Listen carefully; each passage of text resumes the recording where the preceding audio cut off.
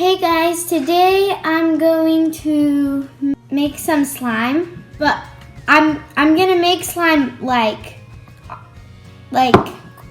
so I'm not actually gonna video myself the whole time I'm making slime, because that's really boring. So I'm gonna make it in really fast, and then I'm gonna show you how you can make it crunchy.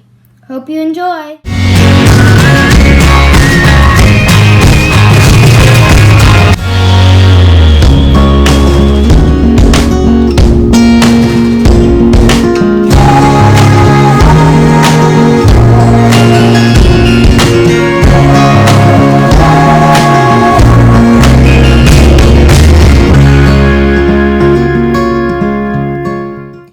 Okay, so yesterday I was making slime with a friend, and there was borax all over the table because I've tried making slime with borax before, but Tide works better for me.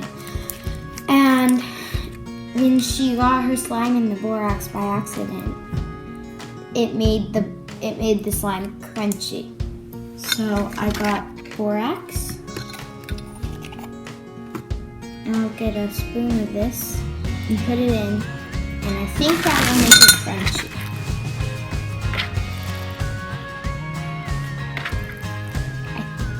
Just get a teaspoon of borax.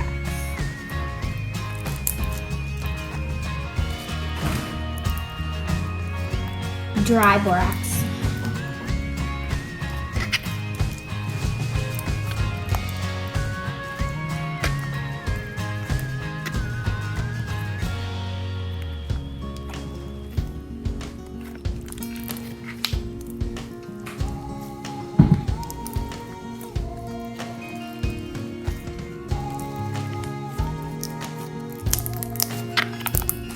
So actually it did make it crunchy.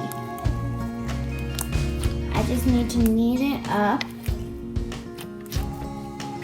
So another way to make crunchy slime is if you add beads. Not if you add 10 beads. You have to add quite a few beads. But that's another thing. So I'm gonna knead this up and I'll be right back. Okay, so we're back. And I have kneaded it up. This, I think 1 teaspoon will make crunchy slime. Yes, it will make your slime really stiff, but it makes it crunchy.